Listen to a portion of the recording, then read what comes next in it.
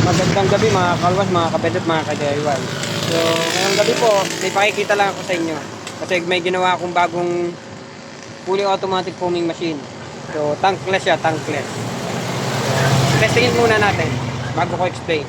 So, nakaset lang siya as 30 seconds. Dito ko muna gagamitin sa tire block bendo ko. So, hulugan natin ng 5 piso.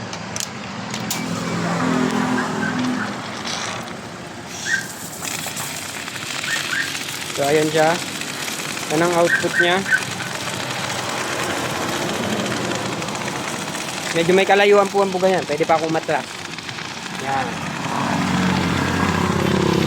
And madami na siya sa 30 seconds, madami na siyang ibubuga.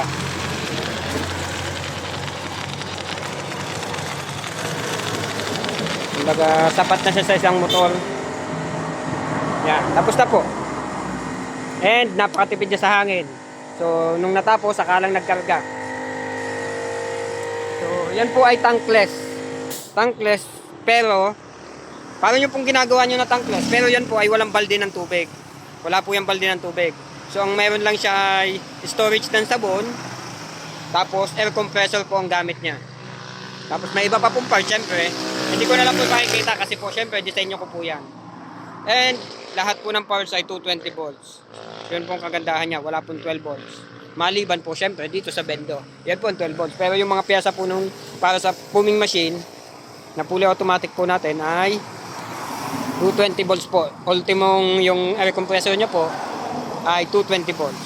So hindi ko po siya ipakikita, kaya ito lang po ang nakaprontal ko ngayon. Kumbaga demonstration lang po, pinakita ko lang po na sharing na may bagong disenyo po ako ng fully automatic foaming machine.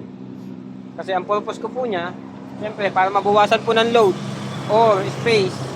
Kasi medyo malaki po nagagawa o nakakaing space ng aking foaming machine na may tank. So ngayon po mababawasan siya.